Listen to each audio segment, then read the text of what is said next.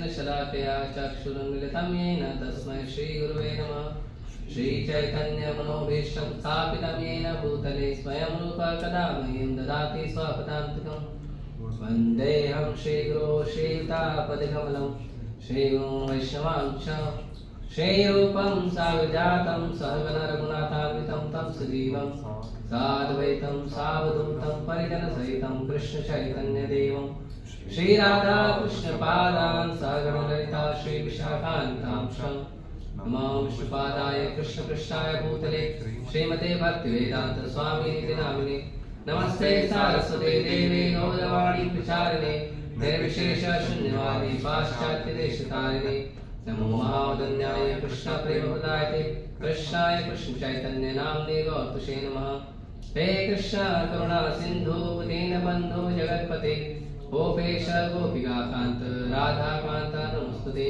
तप्तकाञ्चन गौराङ्गी राधे वृन्दावनेश्वरी वृषभानुसुते देवी प्रणमामि हरिप्रिये। वाञ्छाकल्पतरुभ्यश्च कृपासिन्धुभ्येव च पतितानां पावनेभ्यो वैष्णवेभ्यो नमो नमः। जय श्री कृष्ण चैतन्य प्रभु नित्यानंद श्री अद्वैत गदाधर शिवासादि गौर भक्तवृंद। हरे कृष्णा कृष्णा कृष्णा हरे हरे हरे राम राम राम हरे हरे।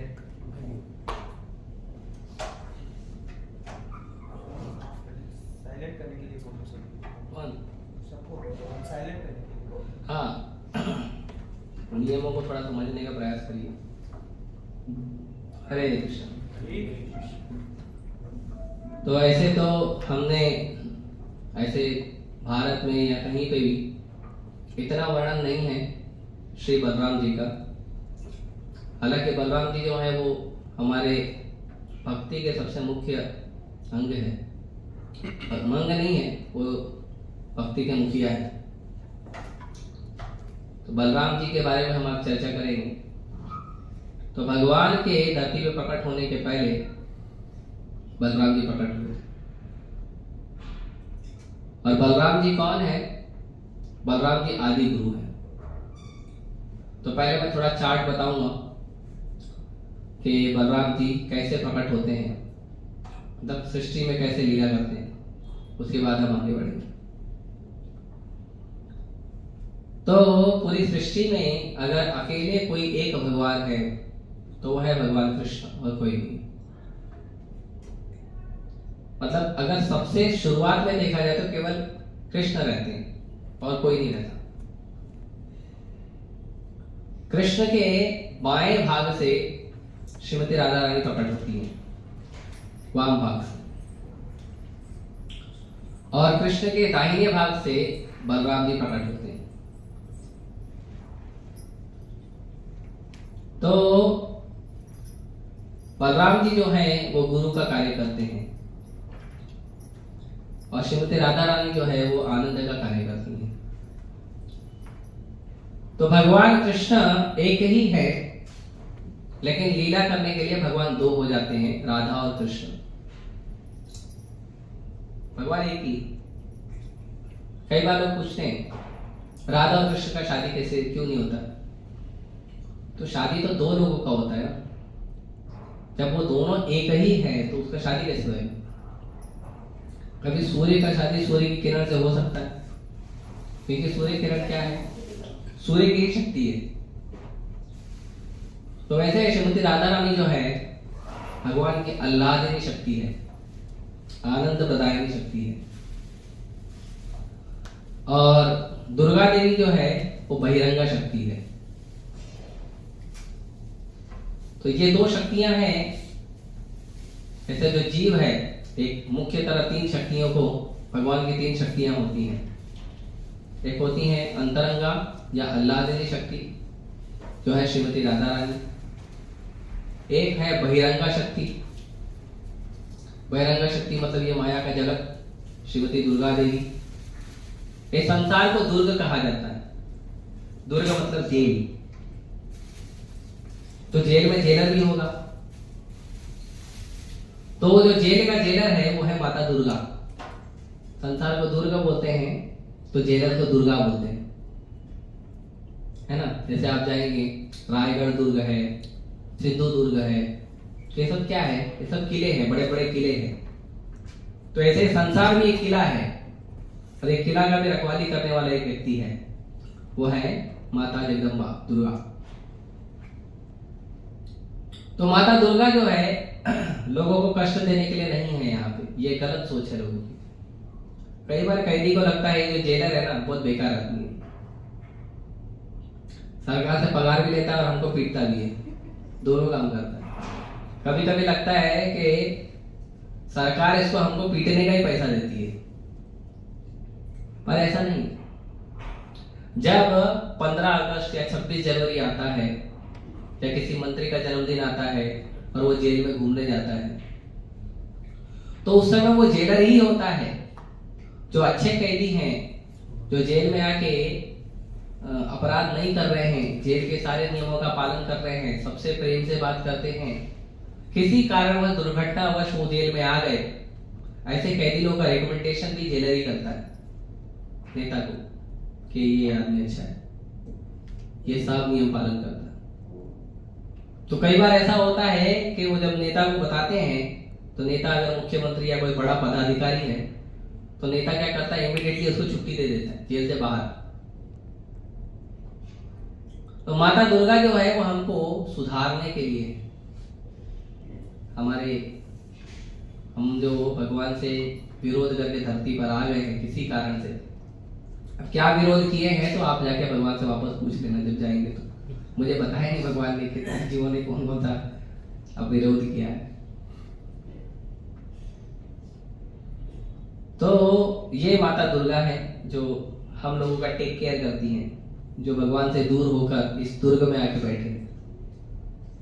तो ये दो शक्तियां हो गई, एक अंतरंगा शक्ति हो गई, एक बहिरंगा शक्ति होगी। और हम भी एक शक्ति हैं। हम कौन है? हम हैं तटस्थ शक्ति।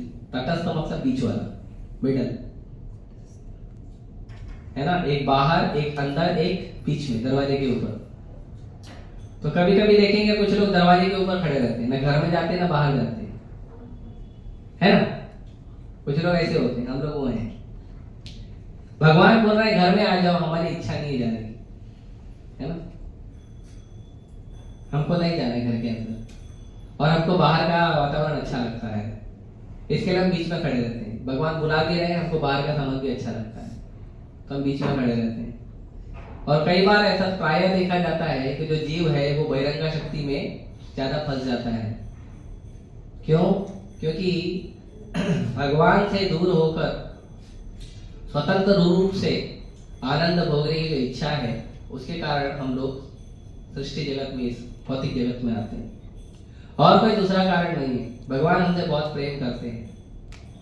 तो भगवान के एक जो सबसे पहले जब सृष्टि जगत का पूरा लीला शुरू होता है, तो सबसे पहले भगवान के दाएं भाग से बलराम जी प्रकट होते हैं। सबसे पहले भगवान का अगर कोई अवतार है तो वो है बलराम जी, इसको स्वयं प्रकाश कहते हैं। मतलब भगवान कृष्ण में और भगवान बलराम में कोई अंतर नहीं है। प्रभुपाद जी को एक बार इस्कॉन वृंदावन में पूछा गया था कि कृष्ण और बलराम में भेद क्या है। प्रभुपाद जी बलराम जी का बहुत गुणगान कर रहे थे, गुरु है तो गुणगान होगा। तो भक्तों ने पूछा कि आप बोलते हो बलराम मतलब बल मतलब पावरफुल, शक्तिशाली, बलराम है इतना सारा सेवा करते हैं, इतना बड़ा बड़ा कार्य करते हैं, तो दोनों में से ज्यादा पावरफुल कौन है? तो प्रभुपाद जी ने बोला आप जाके भगवान के विग्रह को देखो, कृष्ण बांसुरी बजा रहे हैं और बलराम जो है वो कृष्ण के कंधे पे सहारा लेके खड़े हुए हैं। तो बलराम जी कृष्ण का सहारा ले रहे हैं, तो पावरफुल कृष्ण है। लेकिन प्रभुपाद जी कहते हैं कि कृष्ण और बलराम में कोई भेद नहीं है।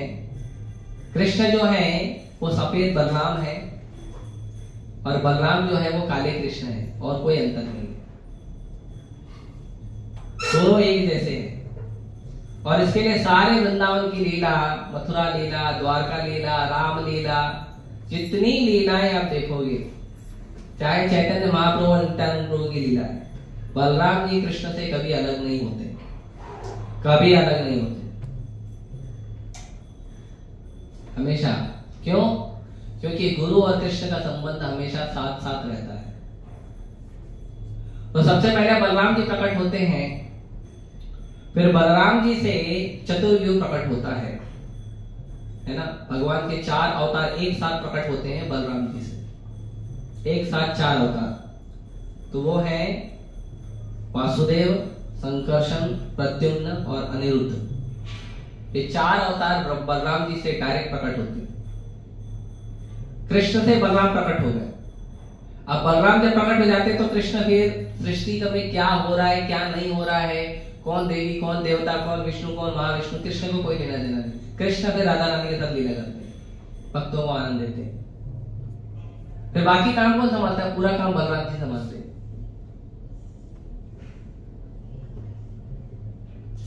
तो बलराम जी से पहले चतुर्व्यूह प्रकट होते हैं, वासुदेव, संकर्षण, प्रद्युम्न और अनिरुद्ध। तो ये जो 4 अवतार है, इन 4 अवतार में जो संकर्षण है, उनको आदि संकर्षण कहते हैं। वो संकर्षण से प्रकट होते हैं भगवान नारायण। और फिर भगवान नारायण से दूसरा चतुर्व्यूह प्रकट होता है, और वो दूसरा चतुर्व्यूह भी ये 4 भगवान का होता है। कौन से? वासुदेव, संकर्षण, अनिरुद्ध और प्रद्युम्न।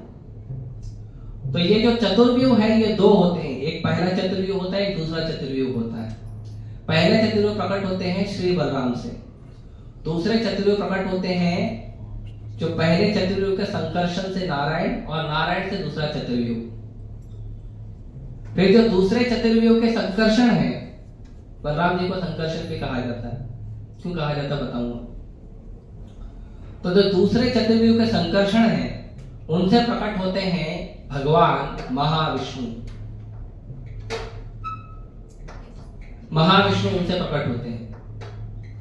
तो महाविष्णु जो है वो विरजा नदी पे आराम करते हैं, विरजा नदी। तो महाविष्णु गर्भोदक सागर में रहते हैं, नहीं गर्भोदक सागर, विरजा नदी में रहते हैं। और महाविष्णु जब सांस छोड़ते हैं तो महाविष्णु के अंग के जो छोटे छोटे शरीर के छिद्र होते हैं ना, त्वचा के छिद्र होते हैं छोटे छोटे, वो तो छोटे छोटे त्वचा के रोमकूपों से अनंत ब्रह्मांड प्रकट होते हैं। करोड़ों करोड़ों ब्रह्मांड भगवान महाविष्णु के एक एक छिद्र से प्रकट होते हैं। और महाविष्णु लेटे रहते हैं निद्रा में, और सारे ब्रह्मांड जो है विरजा नदी में, जैसे आप लोगों ने कभी देखा होगा थर्माकोल के बॉल जो है पानी पे तैरते हैं, तो वैसे थर्माकोल के बॉल की तरह ये सारे ब्रह्मांड जो है पानी पे तैरते रहते हैं।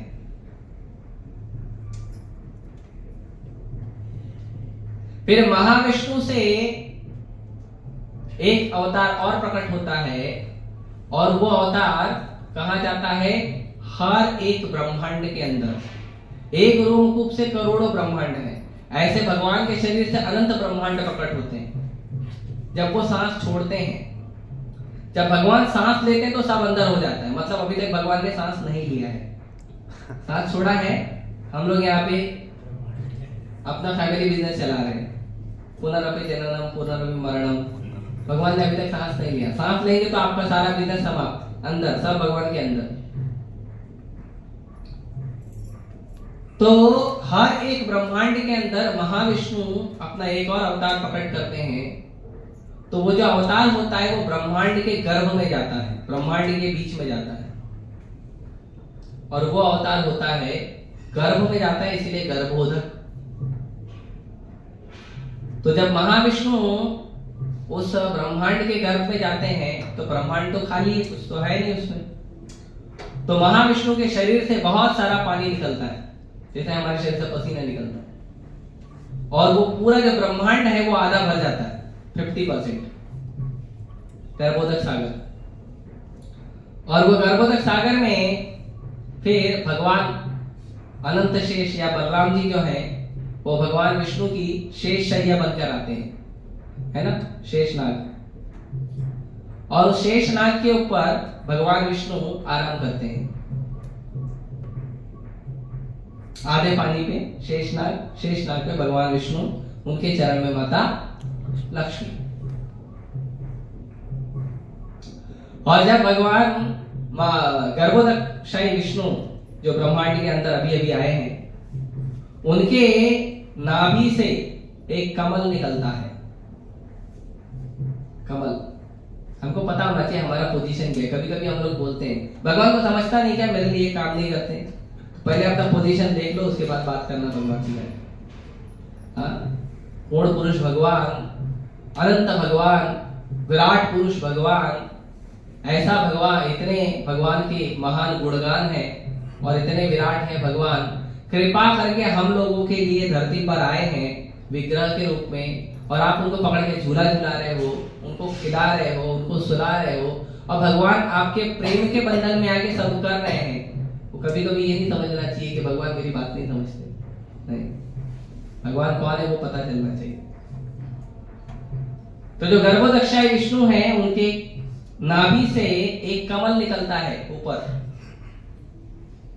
और वो कमल के ऊपर जन्म होता है ब्रह्मा जी का।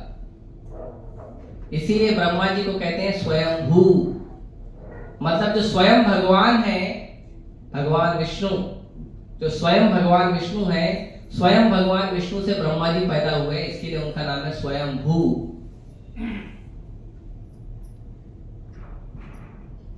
और फिर ब्रह्मा जी को भगवान कॉन्ट्रैक्ट देते हैं। जैसे कभी कभी आपको घर बनाना होता है, तो घर के मालिक आप हैं, लेकिन आप कॉन्ट्रैक्ट देते हैं किसी को मेरा घर बना देना, है ना। तो भगवान जो है ब्रह्मा जी को सेवा देते हैं कि इस ब्रह्मांड के अंदर आप 14 भुवन की रचना करिए। तो ये जो सारे 14 भुवन है वो कहां होते हैं पता है? वो जो कमल का डंडा है ना, उसके अंदर होते हैं। वो कमल के डंडे के अंदर सारे 14 भुवन होते हैं। पृथ्वी लोक, स्वर्ग लोक, पाताल लोक, सत्य लोक, है ना, जनलोक, महरलोक, अहरलोक, ये सारे जो 14 भुवन हैं, ये कमल के डंडे के अंदर होते हैं।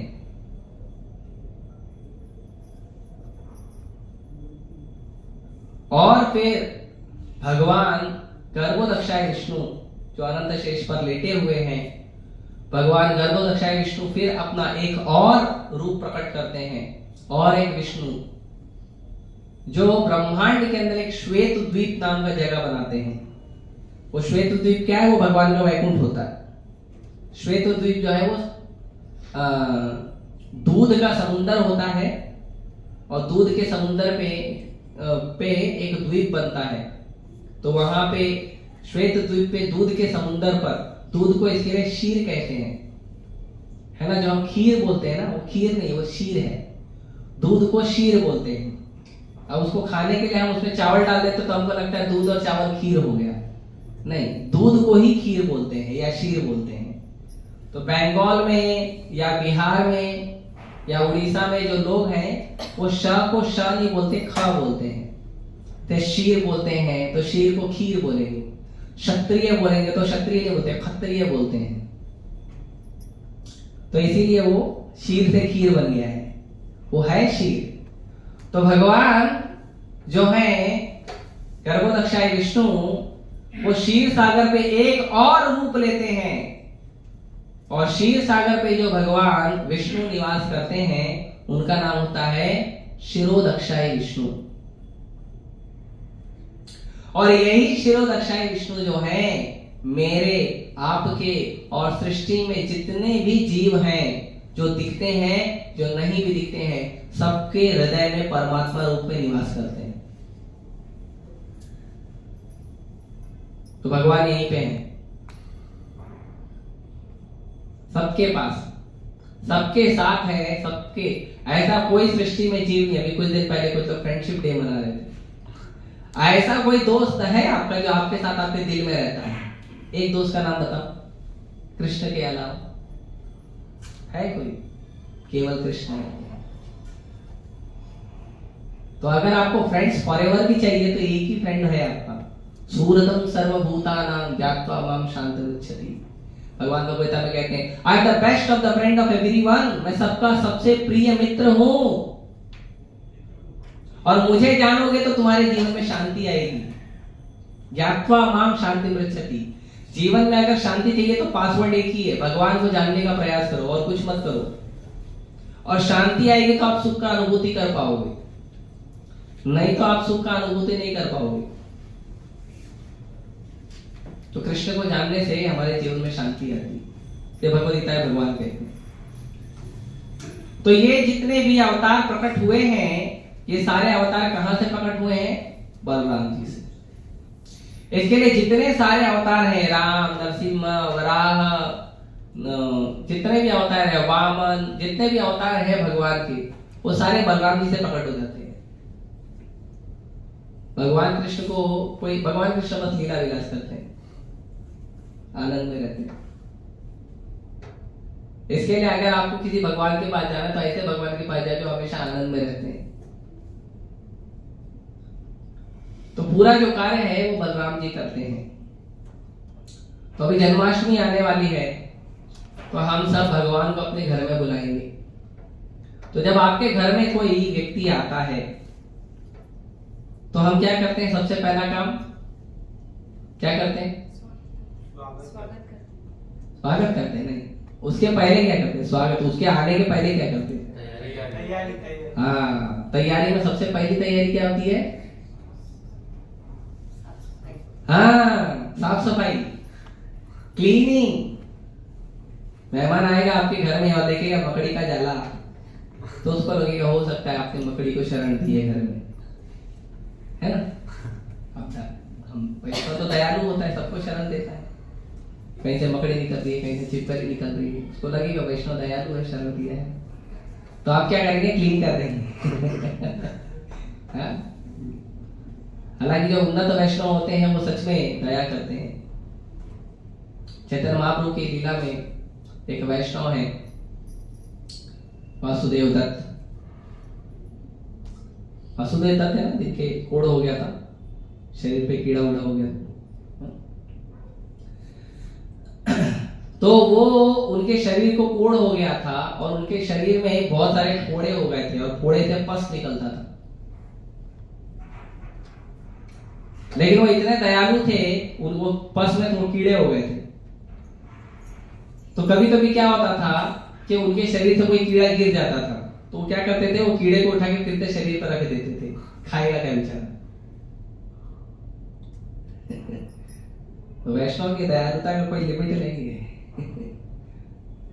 तो सबसे पहले हम साफ सफाई करते हैं। सो बलराम जी जो हैं वो माता, जो माता देवकी के गर्भ में भगवान 8वें पुत्र थे। भगवान कृष्ण 8वें पुत्र। उसके पहले बलराम जी आए, उसके पहले 6 पुत्र आए। तो ये जो 6 पुत्र थे, ये 6 पुत्र असुर थे, ये मरीचि के पुत्र थे। ये 6 के 6 असुर थे। हिरण्यकशिपु ने इनको श्राप दिया था। इन लोगों ने हिरण्यकशिपु को पूछा कि हिरण्यकशिपु के भी समय पैदा हुए थे। तो हिरण्यकशिपु का बेटा मरीचि था, मरीचि का बेटा, ये 6 के 6 पुत्र थे। तो उनको हिरण्यकशिपु को इन 6 लोगों ने पूछा कि आप इतने महान कैसे बने? तो बोला तपस्या करके। देखो, असुर भी महान बनता है तो तपस्या करके, और इधर हमको भगवान चाहिए बिना तपस्या के। तपस्या करना चाहिए। तो वो लोग गए, सबके सब चले गए तपस्या करने। तो हिरण्यकशिपु पूछा तपस्या क्यों कर रहे हो? बोले जैसे आप महान बने, हम भी बन जाएंगे। तो जो असुर होते हैं उनको कंपटीशन पसंद नहीं होता। तो हिरण्यकशिपु को कंपटीशन पसंद नहीं था। बोला नहीं, मैं तो खुद विष्णु से कंपटीशन कर रहा हूँ, विष्णु को हटा के उसका पोजीशन लेना चाहता हूँ, और तुम मेरा पोजीशन लेना चाहते हो। तो हिरण्यकशिपु ने उनको श्राप दे दिया। असुर का भी श्राप लगता था पहले, अभी तो किसी का श्राप नहीं लगता है। आशीर्वाद भी नहीं लगता है, शराब भी नहीं लगता है। तो हिरण्यकशिपु ने श्राप दे दिया कि आप लोग अपने पिता के हाथों मारे जाओगे। तो जो उनका पिता था वो बना कंस, और ये 6 पुत्र जो हैं वो अगले जन्म में आए माता देवकी के गर्भ में। तो ये थे असुर, पिछले जन्म में असुर थे, असुर ही कंटिन्यू हुआ था। जैसे कर्ण था, कर्ण भी पिछले जन्म में असुर था, वही कंटिन्यू हुआ था। इसके अंदर उसके अंदर बहुत सारे दुर्गुण थे। एक गुण आया था क्योंकि सूर्य देवता का उसने संग किया था।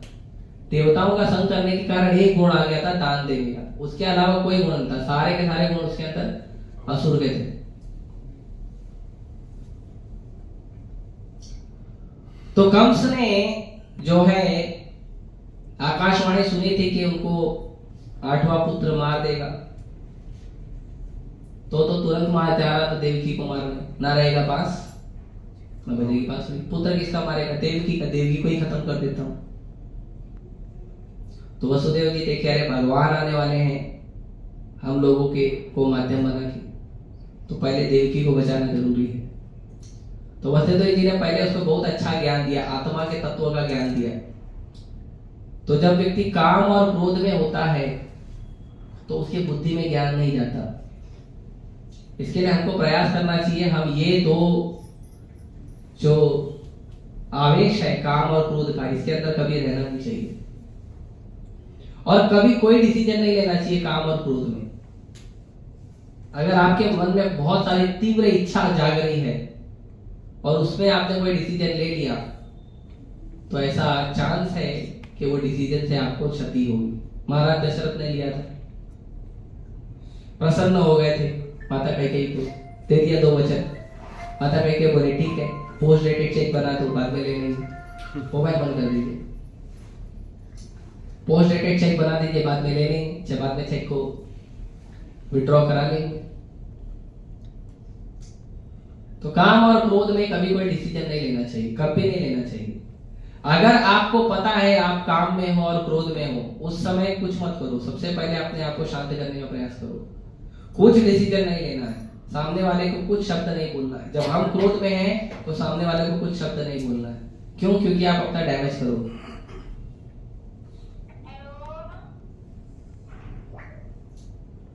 तो इसके लिए जो अब ये 6 पुत्र जो पैदा हुए, तो उसके पहले वसुदेव जी जब माता देवकी को बचाना चाह रहे थे, तो वसुदेव जी ने कंस को बोला देखो तुमको कौन मारेगा? 8वां पुत्र मारेगा, पहला दूसरा तो नहीं मारेगा ना। अरे मैं तुमको अपने सारे पुत्र दे दूंगा, तुमको 8वां क्या, मैं हर पुत्र तुमको खुद लाके पैदा होते तुमको लाके दे दूंगा। तो वसुदेव सत्यवादी थे, इतने सत्यवादी थे कि असुर कंस भी भरोसा करता था, इतने सत्यवादी थे।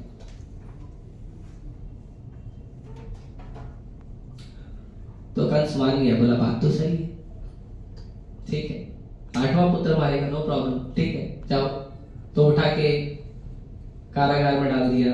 कारागार में तो तब नहीं डाला, तब वो घर में ही रहने को दिया था। तो फिर एक एक पुत्र पैदा होते गए और फिर कंस को बताते गए, मारते गए, मारते गए। तो ये जो 6 असुर है माता देवकी के गर्भ में आए थे, तो गर्भ जो है क्योंकि असुर है, तो जहां असुर रहते हैं वहां पे गंदा करते हैं, नहाते हैं, खाना खाते हैं तो डस्टबिन में कचरा नहीं डालते हैं, जहां खाते हैं वहीं गिरा देते हैं, है ना। और भी बहुत सारे आप लोगों ने लीलाएं देखी होगी उनकी, असुरों की। बहुत कुछ लोग हैं बहुत गंदे रहते हैं, है ना। आप देखोगे हर जगह लिखा रहता है कृपया कूड़ेदान में डाले, कृपया चप्पल बाहर उतारे। तब क्यों लिखना पड़ता है? हमारे राधा राजगिरी मंदिर में तो मंदिर के एंट्रेंस पे एक सिक्योरिटी को रखना पड़ता है, खास करके एक आगे और एक पीछे दरवाजे पे 2 सिक्योरिटी रखते हैं। मालूम है क्यों? सिर्फ ये देखने के लिए कि कोई चप्पल पहन के मंदिर बना है, इसके लिए हमने 2 सिक्योरिटी रखा है।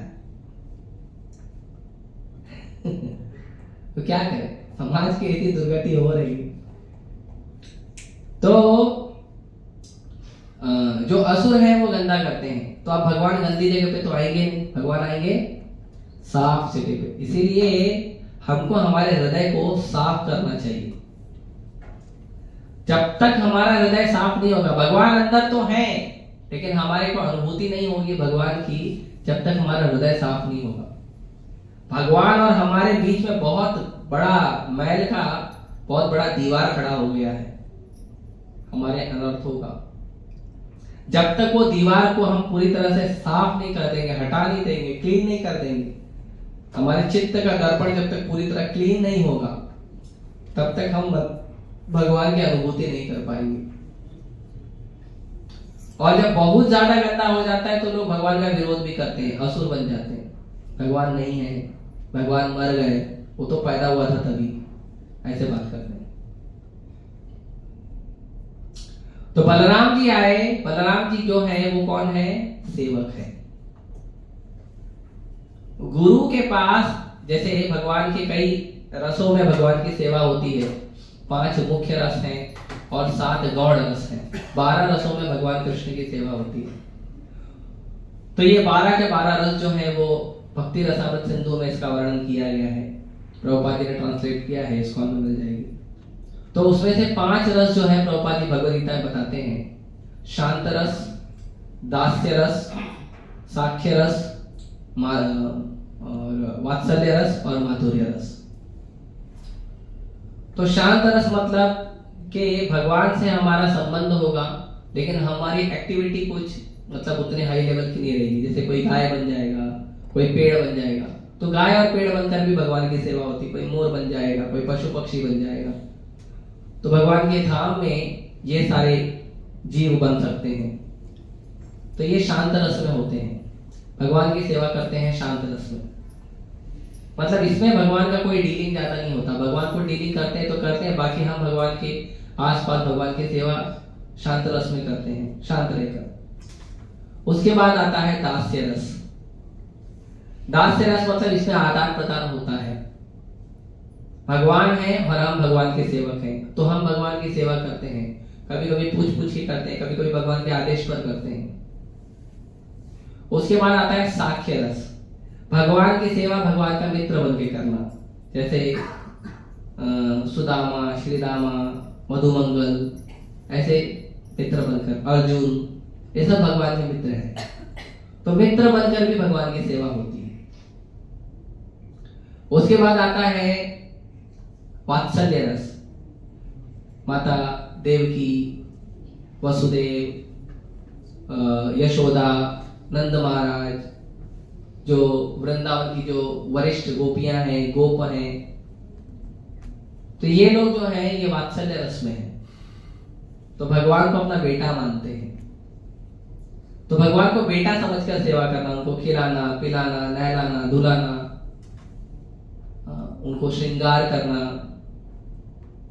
तो ये सब जो है वो वात्सल्य रस की सेवा है। और माधुर्य रस में जो सेवा होती है वो होता है भगवान का और श्रीमती राधा रानी का प्रेम संबंध। तो ये 5 सेवा होती है। इसमें जो गुरु का सेवा है वो है दास का सेवा। आज सुबह ही परम पूज्य गोपाल कृष्ण गोसाई महाराज का एक स्टेटमेंट आया था, आपके पास है? आपको जीके दो भेज दो, मेरे ओपन करके। तो गुरु महाराज ने एक बहुत सुंदर उनका एक कोटेशन है, उनका एक सुविचार है, तो वो आज का ही है। ये नहीं है, नहीं ये नहीं, आज का कौन सा?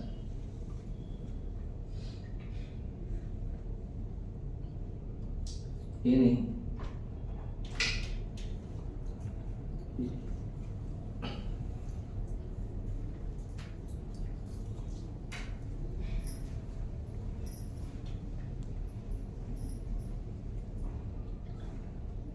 आपके मोबाइल में आपको नहीं पता, ठीक है। तो गुरु महाराज कहते हैं, गुरु दास बने बिना आप कृष्ण दास नहीं बन सकते। जब तक हम गुरु के दास नहीं बनेंगे तब तक कृष्ण दास बनना संभव नहीं है। और यदि आप यह नहीं देखते और स्वीकार करते हैं कि कृष्ण की सेवा में उपयोग के लिए सब कुछ उन्हें अर्पित किया जाना चाहिए, तो आप वास्तविक गुरुदास नहीं बन सकते। जब तक हम इस बात को नहीं स्वीकार कर सकते कि हमारे जीवन का सब कुछ कृष्ण की सेवा में लगना चाहिए, तब तक हम ना गुरु के सेवक बन पाएंगे ना कृष्ण के सेवक बन पाएंगे, नहीं बन पाएंगे।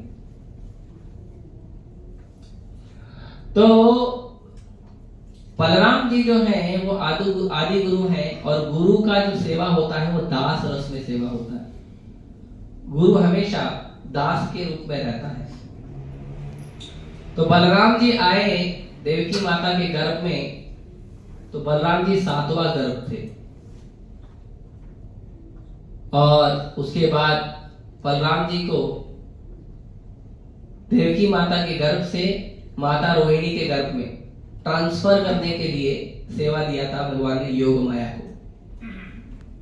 आप कृष्णा को पढ़ेंगे या भागवत पढ़ेंगे तो उसमें वर्णन है कि जब बलराम जी गए गर्भ में माता देवकी के, और जब भगवान कृष्ण को प्रकट होना था, तो भगवान ने योग माया को बुलाया और उनको कहा कि आपका सेवा है कि आप माता देवकी के गर्भ से माता रोहिणी के गर्भ के अंदर बलराम जी को शिफ्ट कर दो, ट्रांसफर कर दो।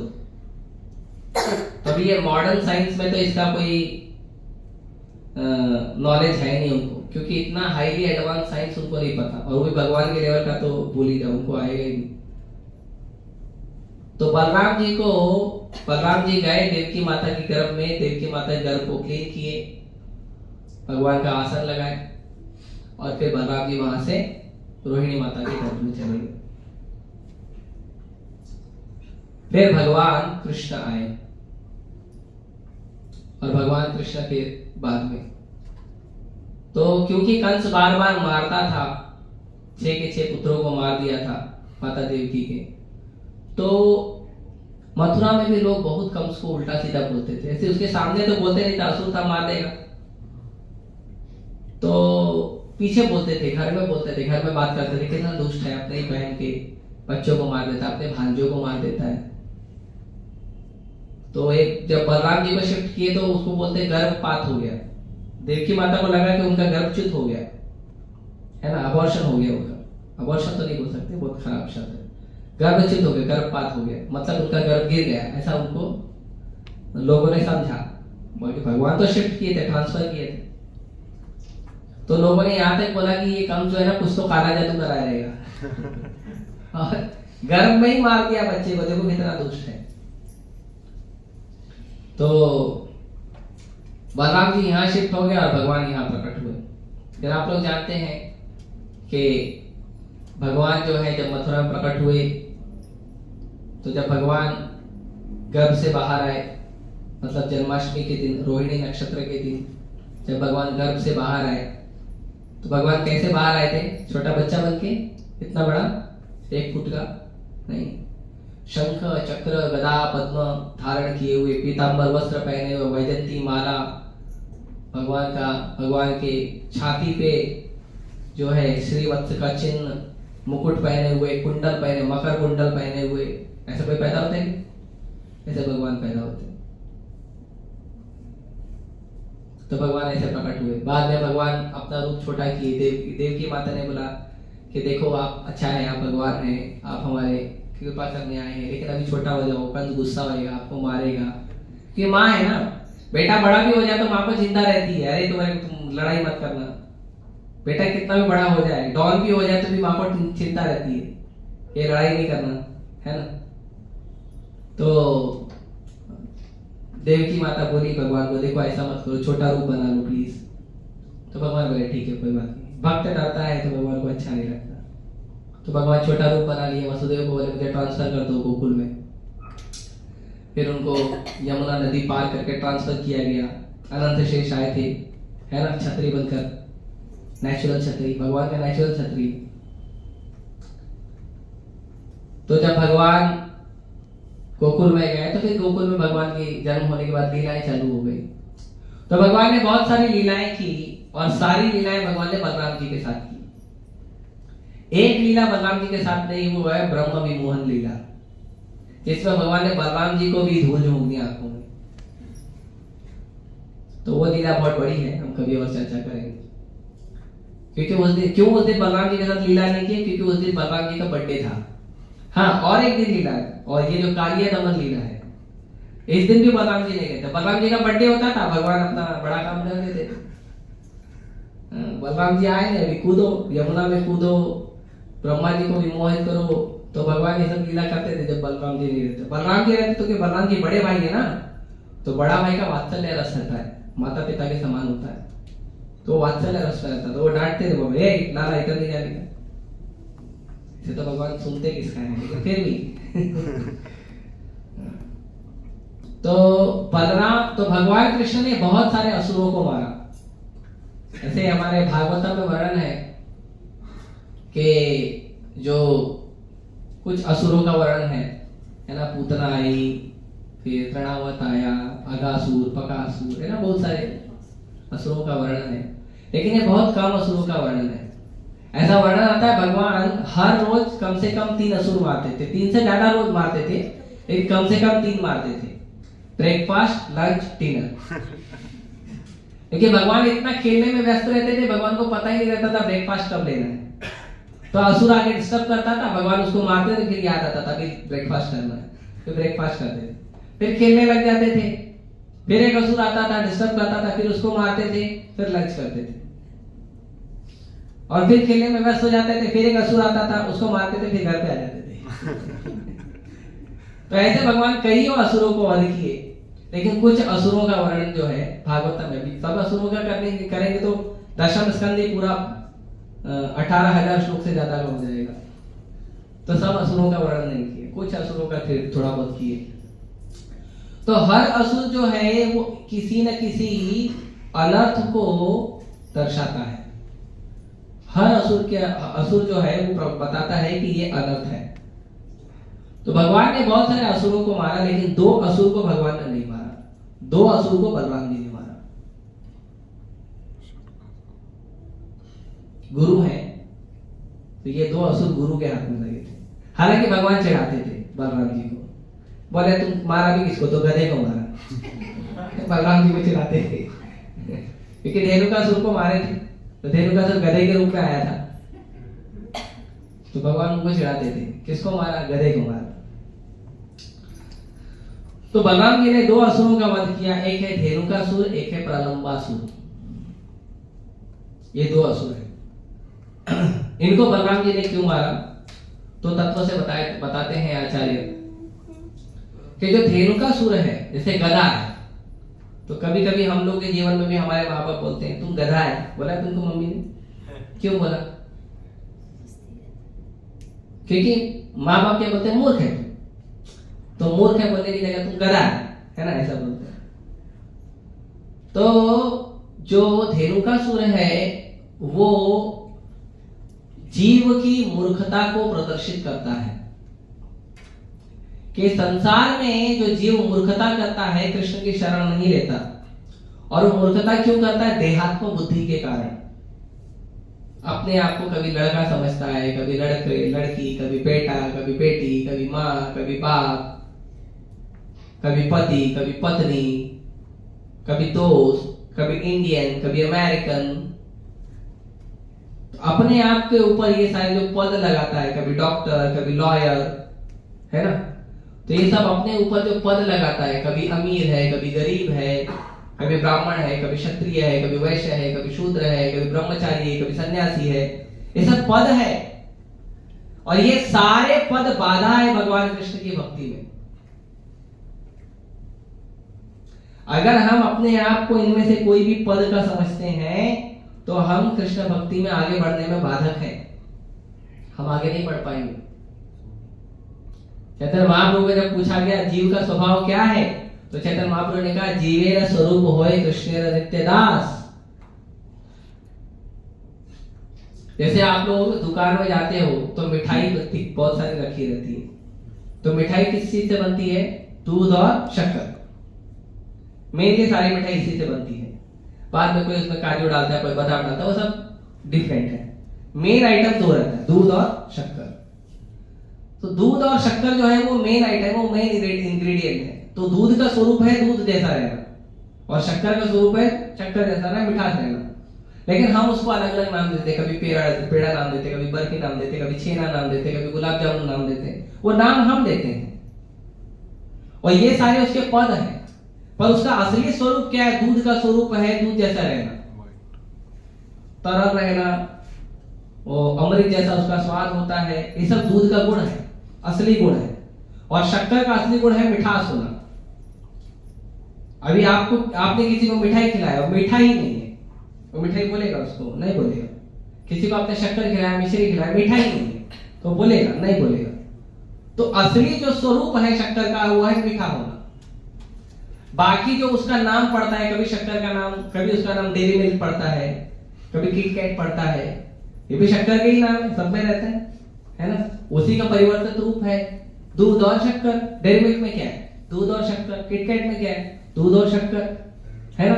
वो छोटी छोटी गोली आती है, बच्चे लोग गोलियां खाते हैं, मैंगो बाइट और कच्चा मैंगो, बहुत सारा आता है, पॉपी बंद हो गए थे। तो ये सब, ये क्या है? शक्कर है ना? तो इन सब का अलग अलग नाम है, लेकिन उसका जो असली स्वभाव है शक्कर का क्या है? मीठा है। तो वैसे जीव का जो असली स्वभाव है वो है कृष्ण का दास बनना। लड़की बनना, लड़का बनना, माँ बाप, भाई बहन, रिश्तेदार, ये सब बनना, ये सब हमारा रूप नहीं है, स्वरूप नहीं, ये सब हमारा पद है। इस भौतिक संसार में, इस शरीर के बंधन में आने के कारण हमारा पद मिला है हमें। ये हमारा स्वरूप नहीं है, ये हमारा ओरिजिनल फॉर्म नहीं है। हमारा ओरिजिनल फॉर्म है भगवान कृष्ण का सेवक बनना। मैं हिंदू हूं, मैं मुस्लिम हूं, मैं क्रिश्चियन हूं। वो क्यों है आप? क्योंकि आप इस शरीर में हैं। हिंदू के घर में पैदा हुआ तो हिंदू बन गया, मुस्लिम के घर में पैदा हुआ तो मुस्लिम बन गया, किसी ने 2-4 पूरी चावल दे दिया तो क्रिश्चियन बन गया। ऐसा नहीं होता है। ये जो खेल है ये शरीर के कारण है।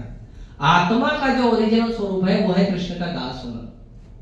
इसीलिए भागवतम में वर्णन है और गरुड़ पुराण में भी वर्णन है कि जब जीव माता के गर्भ में आता है तो वो भगवान हरि को याद करता है। उसमें ये नहीं लिखा है कि मुसलमान इसको याद करते, क्रिश्चियन उसको याद करते, सिख उसको याद करते। उसमें कहा है कि जब कोई भी जीव माता के गर्भ में आता है तो वो हरि को याद करता है, भगवान कृष्ण को याद करता है, क्योंकि भगवान कृष्ण ही सबके पिता है। पितामहस्यो जगतो, भगवान बोलते पूरे जगत का पिता मैं हूं। अहम बीज प्रदा पिता, मैं ही बीज देने वाला पिता हूं। तो ये जो जीव का देहात्म बुद्धि है ना, कभी कभी भक्ति करते हुए भी हम लोग इन सब बंधन में फंस जाते हैं, है ना? तो ये सारे बंधन जो है इसमें हमको, ठीक है, ड्यूटी के लेवल पे करना है तो ठीक है, हमको माँ का ड्यूटी मिला तो माँ बन जाओ, माँ का ड्यूटी करो, पिता का ड्यूटी मिला पिता का ड्यूटी करो।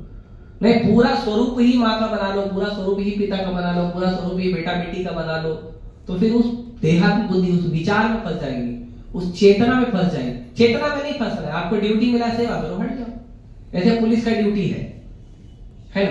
तो पुलिस का ड्यूटी है कि उसको सुबह 10 से रात को 10 बजे तक ड्यूटी करना है।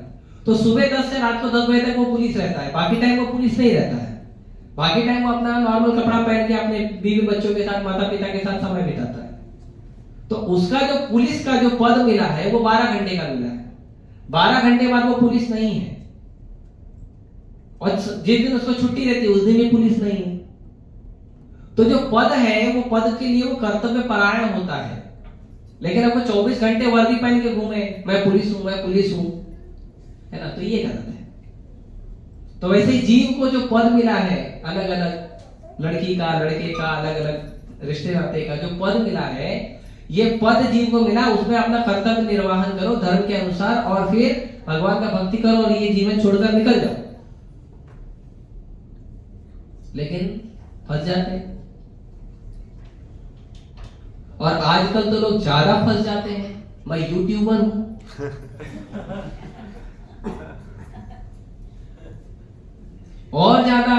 उसमें पद जुड़ते जा रहे हैं आजकल। म्यूजिशियन हूँ, रैपर हूँ, कौन सा रैपर है पता नहीं, है ना। एक रैपर होता है रोटी बांधने वाला भी होता है, एक रैपर है ना, एल्यूमिनियम फॉइल। कौन सा रैपर है? डीजे हूँ, सीजे हूँ, ये सारे पद हम और जोड़ते जा रहे हैं। एक तो देहात्म बुद्धि में फंसे हुए हैं। तो भगवान सारे अनर्थों को दूर करते हैं, देहात्म बुद्धि को दूर नहीं करते। देहात्म बुद्धि जब तक नहीं हटती है तब तक भक्ति में प्रगति नहीं होता है। और ये देहात्म बुद्धि को दूर करने का काम करते हैं गुरु। इसीलिए बलराम जी ने मारा धेनुकासुर। धेनुकासुर देहात्म बुद्धि में था। बाकी सारे असुर जो हैं वो अलग अलग जगह से ब्रज में आए थे। धेनुकासुर इतना दुष्ट असुर था जो ब्रज में ही रहता था, तालवन में। वृंदावन के जो 12 वन है उसमें एक तालवन है, उसमें ही रहता था वो। सोचिए, वृंदावन में रहने के बावजूद असुर की तरह रहता था। क्यों? क्योंकि देहात्म बुद्धि है। भक्ति करने के बावजूद अगर हम अपने देहात्म बुद्धि में लगे हैं तो फिर भक्ति में प्रगति कैसे होगा?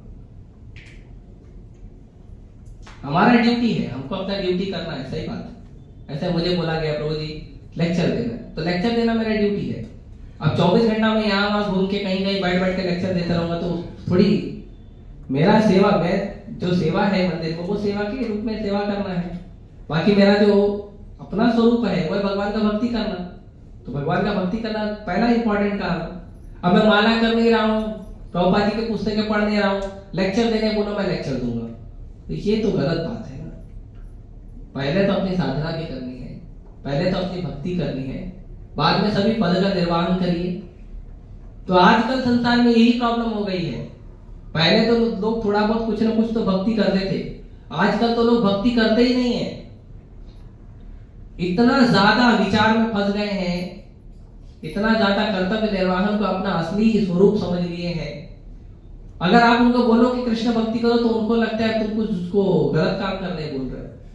तुम उनको उनका खुद का स्वरूप का कार्य करने बोलो तो उनको अच्छा नहीं लगता। दूसरा कारण था भगवान ने नहीं मारा धेनुकासुर प्रलंबासुर को, वो इसलिए क्योंकि ये प्रहलाद महाराज के जनरेशन में आते।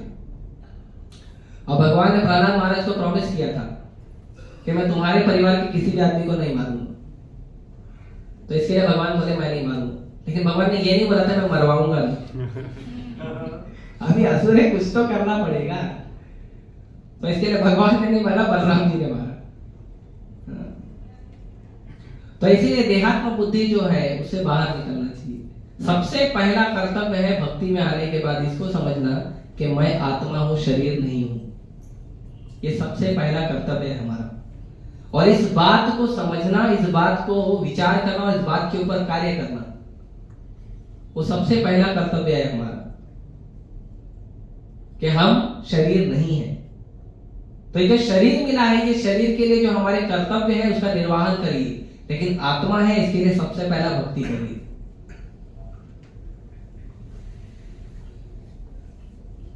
इसके लिए कुछ कहावतें हैं कि 100 काम छोड़कर नहाओ, 1000 काम छोड़कर खाओ, लेकिन सब कुछ छोड़कर भक्ति करो। भक्ति करने के बाद बीच में जो चीज बाधा आती है उसको छोड़ दो, पहले भक्ति करो। और भक्ति करने से आपका सब कुछ पूरा हो जाएगा, ये हमने देखा है। कृष्ण भक्ति करिए सर्व कर्म कृत है। सृष्टि में ऐसा कोई कार्य नहीं है कि आप कृष्ण भक्ति कर लोगे तो अलग से आपको कुछ करना पड़े, कुछ नहीं करना पड़ेगा। कृष्ण भक्ति करो, भगवान सबका सब देख लेते हैं। कभी कभी कुछ लोग बोलते हैं तुम्हारे ऊपर तो ऋण चढ़ता है, देवताओं का, ऋषि का, माता पिता का ऋण चढ़ता है। कोई ऋण नहीं चढ़ता। अगर आप भगवान कृष्ण की एकदम तगड़ी भक्ति कर रहे हो तो सारा ऋण से उऋण हो जाओगे आप। तो देहात्म बुद्धि जो है वो बहुत ज्यादा खतरनाक है। दूसरा, प्रलंबासुर का भगवान ने वध किया, बलराम जी ने। तो प्रलंबासुर जो है वो प्रदर्शित करता है अवैध संबंध को, पर स्त्री संबंध, पर पुरुष संबंध। ये भी बहुत घृणित कार्य है। आजकल तो लीगलाइज हो गया है। मुझे कुछ संडे में लेक्चर दिया तो कुछ यूथ मुझे पूछ रहे थे जो LGBT का एक कॉन्सेप्ट है, उसको कोर्ट ने लीगलाइज कर दिया है। अब बताओ जज भी कैसा है, ऐसी चीज को लीगलाइज कर रहा है। जज का मतलब जो आप कानून के पदवी पे बैठे हो, इतने बड़े पद पर आप बैठे हो, आप जो चीज बोलोगे वो कानून बन जाएगा। और इतने बड़े पद पर बैठने के बाद आपको इतना बुद्धि नहीं है कि पर स्त्री पर पुरुष संग तो पहले से ही वो अवैध माना जाता है, इसमें पुरुष पुरुष और स्त्री स्त्री संबंध को मान्यता दे दिया, और उसके बाद वो दूसरे जहाँ जाते वो लिव इन रिलेशनशिप को मान्यता दे देते हैं। तो ये क्या है, ये देहात्म बुद्धि को और गहरा लेकर जाता है। पहले ही हम अपने देह की बुद्धि में फंसे हुए हैं, उसके बाद फिर हमारे जो संसर्ग है, जो हमारा अवैध संबंध है, उसका मुख्य कार्य होता है संसर्ग, त्वचा का संसर्ग। ये त्वचा के संसर्ग में फंस जाते हैं, और कितना फंसते हैं, बहुत गहरा फंसते हैं। इसके लिए आप देखोगे पूरा जो बॉलीवुड है आपका, बॉलीवुड, हॉलीवुड, टॉलीवुड, जितने भी मीडिया है, जितने भी टीवी सीरियल है, ये जितने भी हैं, इनका मुख्य आधार यही है। मुख्य आधार ये रोमांस, अंग्रेजी नाम दे दिया उसको, बस कार्य वही है। पहले के समय पे मेरे पिताजी बताते थे, पहले के समय पे जो मेरे दादाजी के समय, पिताजी के समय तो लोग थिएटर वगैरह में जाना शुरू कर दिए थे, मूवी वगैरह देखना। मेरे दादाजी के समय, उस समय लोग मूवी में बहुत कम जाते थे, एक्टिंग तो कोई करता नहीं था, किसी को पसंद नहीं था।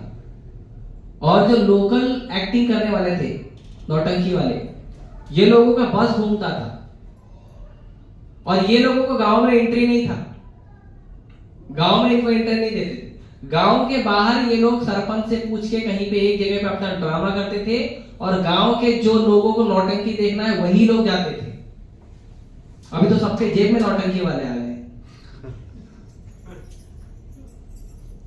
कोई टीवी सीरियल के नाम से आ रहा है, कोई बॉलीवुड, टॉलीवुड, हॉलीवुड के नाम से आ रहा है, कुछ नहीं तो कार्टून नेटवर्क देख रहे हैं, कुछ तो करते ही हैं लोग।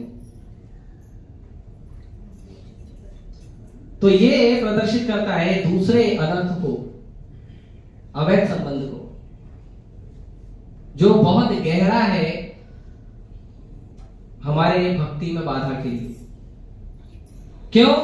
क्योंकि जो व्यक्ति किसी दूसरे व्यक्ति को भोगना चाहता है, एंजॉय करना चाहता है, वो व्यक्ति खुद एंजॉय बनना चाहता है। वो खुद चाहता है कि मैं भोक्ता बनूंगा, मैं आनंद लूंगा। लेकिन भगवत गीता में भगवान कहते हैं, भोक्ता राम ये के तत्सम सर्वलोक महेश्वरम। पूरी सृष्टि के भोक्ता कौन है? भगवान कृष्ण है। तो जब हम भगवान कृष्ण के को आनंद लेने में सहयोग करते हैं, तब हमको आनंद मिलता है। जैसे आप साधारण खाना खाते हो तो आपको उतना आनंद नहीं मिलता, लेकिन जब आप प्रसाद खाते हो तो आपको ज्यादा आनंद मिलता है। क्यों? क्योंकि अब आपने कृष्ण को आनंद लेने के लिए सहयोग किया है। तो जब हम खुद आनंद लेने का प्रयास करते हैं, तब हमारे पास हमेशा दुख आता है। क्योंकि जब हम खुद पूरी कमान लेना चाहते तो जिम्मेदारी कौन निभाएगा? ऐसे प्रलंबासुर को मारने के समय एक बार बलराम जी देखे कि भगवान कृष्ण जो है त्रिभंगा ललित खड़े रहते हैं, पीतांबर पहनते हैं, मोर पंख लगाते हैं, तो उनको सब लोग है ना काना काना करके बुलाते हैं, सब अट्रैक्ट होते हैं, सब आकर्षित होते हैं कृष्ण से, क्योंकि मुरली बजाते हैं। तो बलराम जी बोले मैं भी करूंगा। तो बोले ये काना तुम्हारा मुरली दो, बांसुरी दो। बोले ठीक है ले लो। तो ले लिए और पंखी बजा रहे थे खड़े होके। तो कंस ने भेजा प्रलंबासुर को, इतने सारे असुर मार रहे। कंस ने भेजा जाओ प्रलंबासुर मारो, कृष्ण को मार के आओ। तो प्रलंबासुर बोला उसका कुछ तो हुलिया बताओ, कैसे दिखते हैं भगवान? भगवान नहीं कैसे दिखता है वो, कृष्ण कैसे दिखता है? तो बोले वो मोर पंख पहनता है, पीतांबर धारण करता है और त्रिभंगा ललित खड़ा रहता है, टेढ़ा खड़ा रहता है ना, एक पैर पर खड़ा होकर बांसुरी बजाता है। बोले ठीक है। तो प्रलंबासुर है। तो उस दिन बलराम जी ने वंश लिया था उधार। तो हालांकि बलराम जी भगवान ने मार दिए प्रलंबासुर को। तो ये जो बड़ी जिम्मेदारी, जो बड़ा जो व्यक्ति हमेशा सोचता है कि मैं बड़े लेवल पे आनंद करूंगा या केवल मैं आनंद करूंगा, तो उसके साथ जिम्मेदारी कौन पूरा करेगा? जैसे खाना सब खाना चाहते हैं, खेती करना कोई चाहता नहीं, और हल्ला करते हैं जाके महंगाई बढ़ रही है, गलती किसका है? गलती किसका है? प्रभुपाद जी बोलते हैं अपना अनाज खुद उगाओ, अपने कपड़े खुद उगाओ। अपना कपास उगाओ, अपना अनाज उगाओ, अपना जो अनाज है वो खाओ और कपास से खुद के कपड़े बनाओ, खुद पहनो। किधर महंगाई? एक गाय रख लो, 5-6 लीटर दूध आ जाएगा रोज का। खाओ पनीर, दूध, दही, मट्ठा रोज खाओ। अभी तो आधा लीटर दूध लेने के लिए हमको कंपनी का सहारा लेना पड़ता है। तो खाना पीना हमको है, लेकिन हम खेती नहीं करेंगे तो क्या करेंगे? हम बड़े कंपनी में काम करेंगे, मोबाइल के कंपनी में काम करेंगे, लैपटॉप की कंपनी में काम करेंगे, खेती नहीं करेंगे। और किसान को पूछो, किसान भी खेती नहीं करना चाहता और किसान अपने बच्चों को भी खेती नहीं करवाना चाहता। नहीं, खाना सब चाहते हैं। प्रभुपाद जी पूछते हैं एक व्यक्ति को कि सब लोग फैक्ट्री में काम करना चाहते, खाओगे क्या? नट बोल्ट क्या खाओगे? ये मोबाइल बना है क्या? इसको खाने की चीज है? नहीं। ये थोड़ा बहुत हमारे जीवन में सहयोग के लिए ठीक है, लेकिन हमारा मुख्य काम होना चाहिए खेती करना। अगर हर आदमी खेती करेगा, हर आदमी छोड़ो, अगर 50% लोग भी खेती करेंगे। भारत जब आजाद हुआ था तब 80% लोग खेती करते थे। अगर 50% लोग भी खेती करेंगे ना, पूरी दुनिया को हम बिठा के खिलाएंगे। पूरी दुनिया में किसी को इंडस्ट्री फैक्ट्री लगाने की जरूरत नहीं पड़ेगी।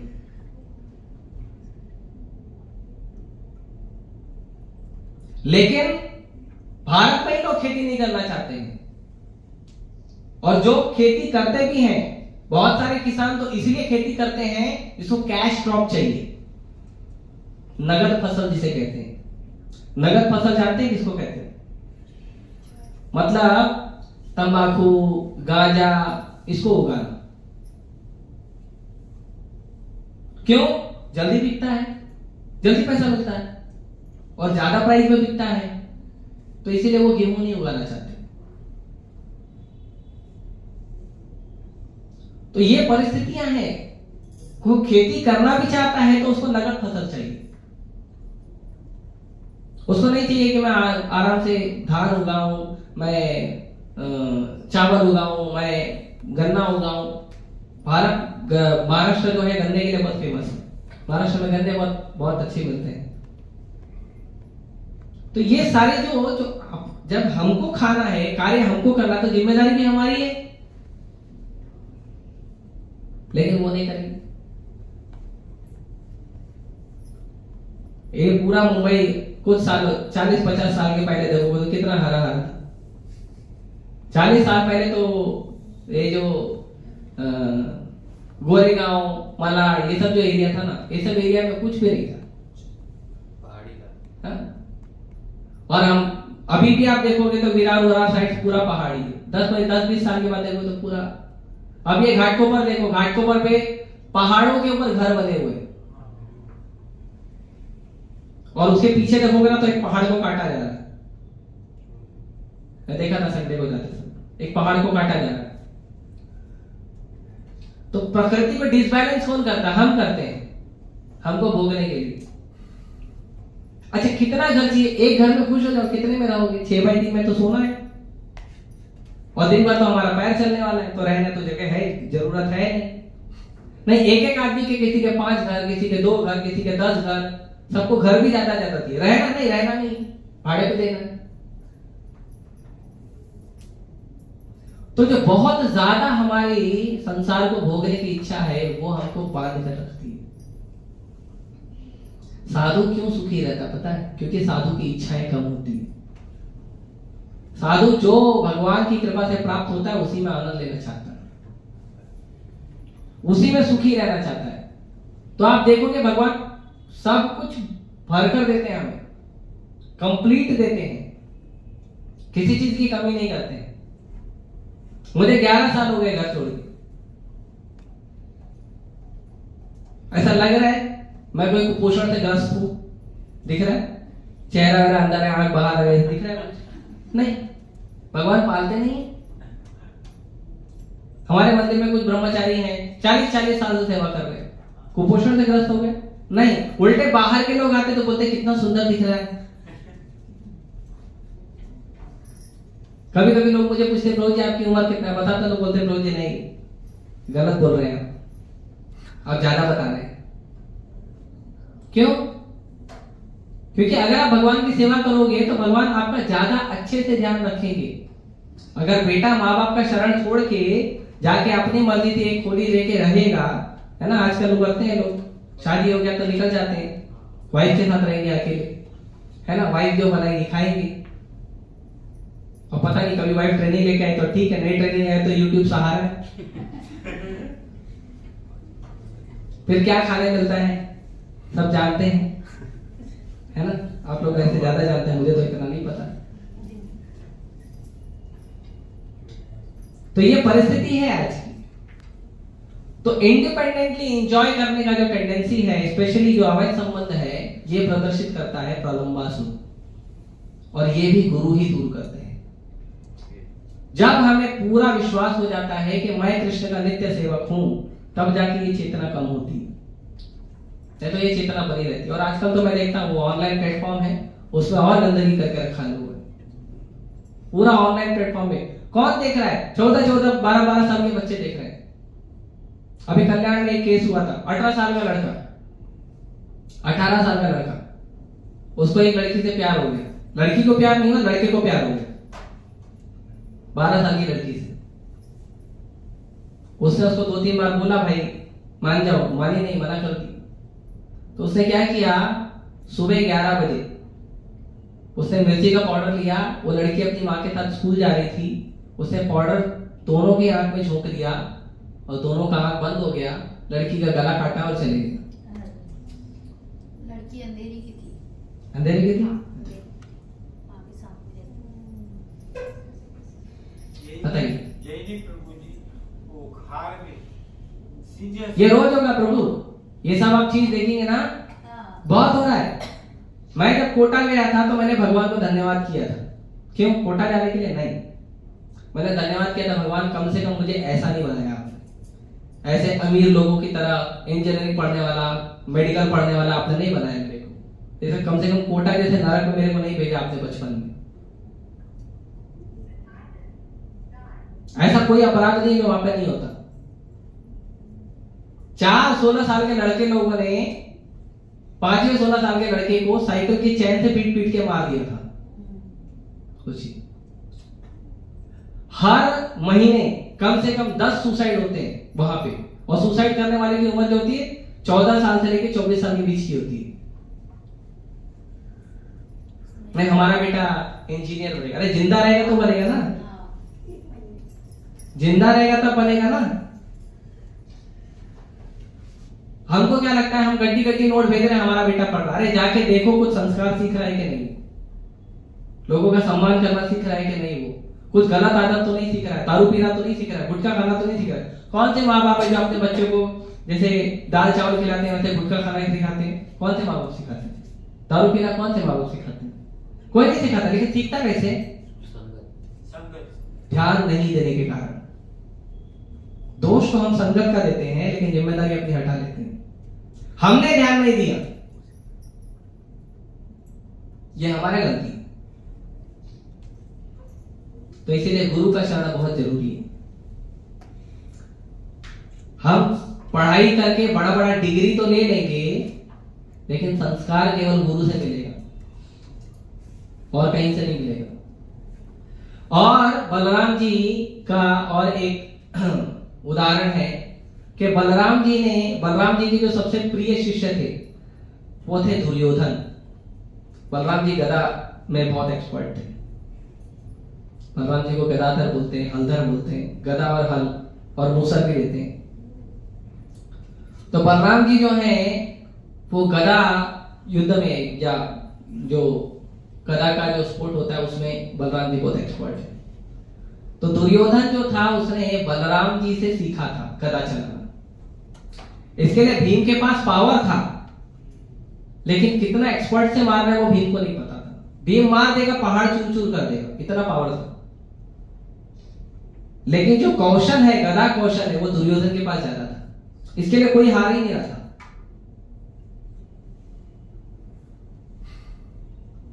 दुर्योधन का कौशल था, ये मारता था, बच जाता था। तो दुर्योधन ने बहुत कष्ट दिया और बलराम जी हर एक गलती पे दुर्योधन को माफ कर देते थे। जब हम गुरु के पास जाते हैं तो हम कितनी भी गलती करें गुरु माफ कर देते हैं। लेकिन जब दुर्योधन सचमुच वैष्णव को मारने के ऊपर तुल गया कि नहीं मैं ये पांचों पांडवों को मार दूंगा, तब बलराम जी वहां से हट गए। नहीं,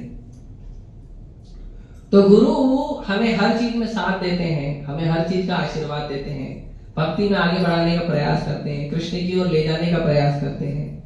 लेकिन अगर हम वैष्णव अपराध करते हैं तो गुरु कुछ नहीं करते। सॉरी, गुरु माफ नहीं करते। एक बार भगवान के प्रति अपराध हो गया ना तो भी माफी मिल जाएगी, लेकिन भगवान के भक्तों के प्रति कभी अपराध नहीं करना चाहिए। और जो करता है वो पूरी तरह गुरु का अपराध, भगवान के भक्तों के चरणों में अपराध। ये सब अपराध ऐसे हैं जो जिनकी माफी नहीं मिलती है। जब तक गुरु ने माफ नहीं किया, जब तक वैष्णव ने माफ नहीं किया, तब तक वो अपराध चलते रहता है और उसका बहुत बड़ा रिजल्ट होता है, दंड बहुत बड़ा होता है। तो बलराम जी जो है वो गुरु को प्रदर्शित करते हैं और हमारे जीवन में गुरु का होना बहुत जरूरी है।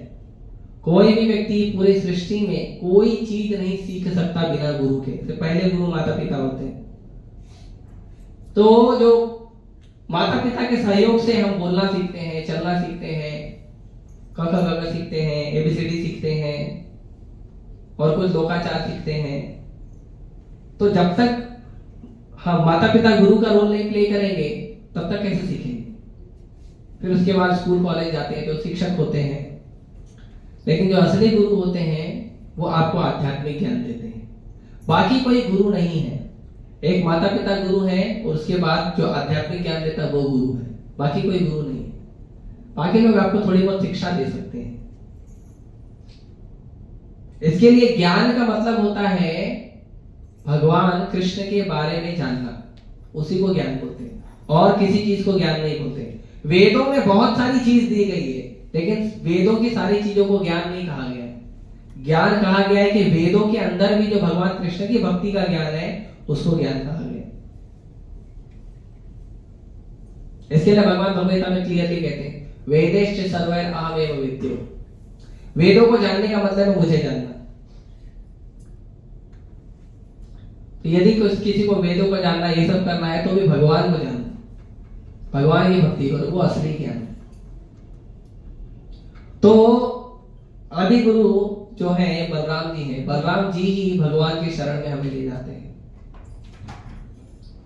इसीलिए एक वृत्तांत आता है रामायण में कि रामायण में एक असुर था, असुर नहीं था, एक वानर था, द्विविध वानर। उसका वर्णन आपको भागवता में भी मिलेगा।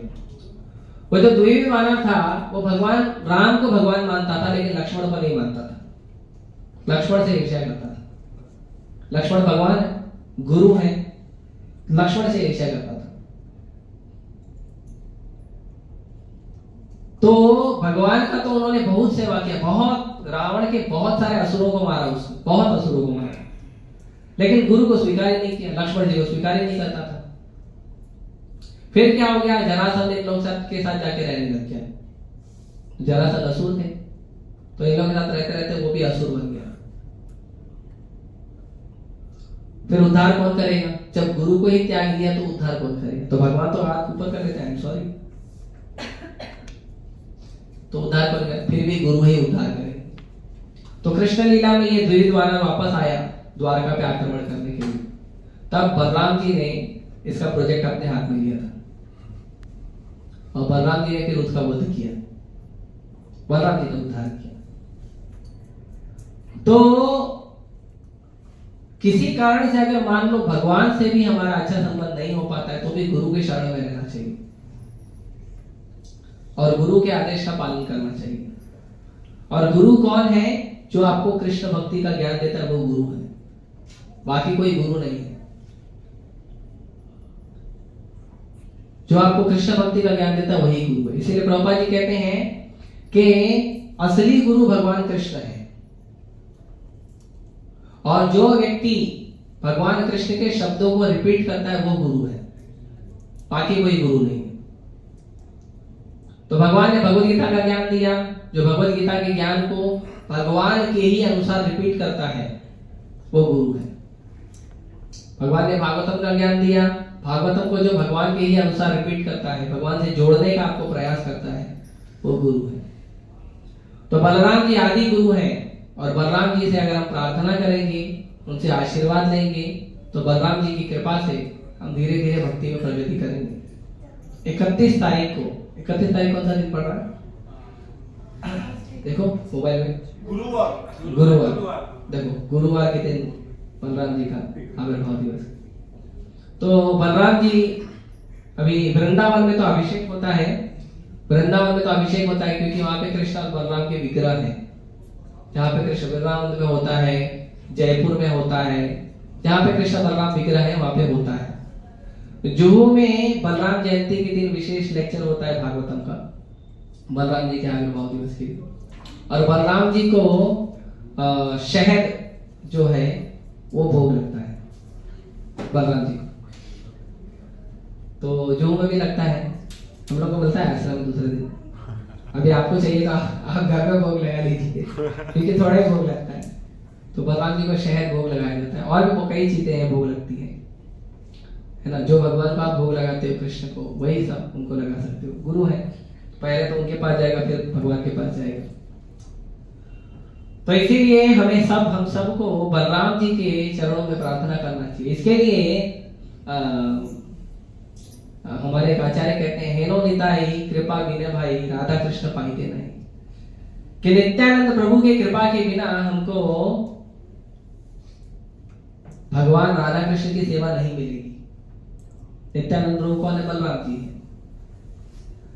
भगवान ने बड़े बड़े लोगों का उद्धार किया। चैतन्य महाप्रभु की लीला में भगवान चैतन्य महाप्रभु ने जो हाई प्रोफाइल लोग थे ना, हाई प्रोफाइल लोग, उन सबका उद्धार किया। और चुन्नू मुन्नू का उद्धार कौन किया? नित्यानंद। जगाई बधाई का उद्धार कर रहे हैं और लोगों का उद्धार कर रहे हैं, क्योंकि गुरु जो है वो भेद नहीं करते हैं। भगवान क्या है, क्वालिफिकेशन देखते हैं, बोलते हैं मेरे पास आएगा तो उद्धार करूंगा। लेकिन गुरु कैसे हैं? गुरु आपके घर में जाकर आपको प्रेम से निवेदन करके, आपको आपकी भाषा में समझा के, आपके पसंद का प्रसाद खिला के आपको भक्ति कराते हैं। ये गुरु है। तो भगवान जो है, भगवान डिमांड करते हैं कि मेरे पास आओ, शरण लो, मैं तुमको मुक्त कर दूंगा। गुरु जो है वो आपके घर में जाते हैं, आपको भक्ति सिखाते हैं, आपको भगवान की शरणागति सिखाते हैं, और भगवान के शरण में लेकर आते हैं, और फिर उद्धार करते हैं। इसीलिए भगवान ने अपने से बड़ा पद दिया है अपने भक्तों को, अपने से बड़ा पद दिया। शिव जी कहते हैं पद्म पुराण में कि आराधना नाम सर्वेशाम विष्णु आराधना परम। भक्ति में, आराधना में जो सबसे ऊंची आराधना है वो भगवान विष्णु की आराधना है। लेकिन तस्मात् परतरम देवी तदीया नाम समर्चनम, तो कहते हैं लेकिन उसके भी बढ़कर है किसकी भक्ति, किसकी पूजा? तदीय, जो भगवान के तदीय हैं, जो भगवान के भक्त हैं, उनकी भक्ति उससे ऊंची है। तो इसीलिए भगवान के भक्तों की कृपा जो है वो हमको भगवान तक जल्दी पहुंचाती है।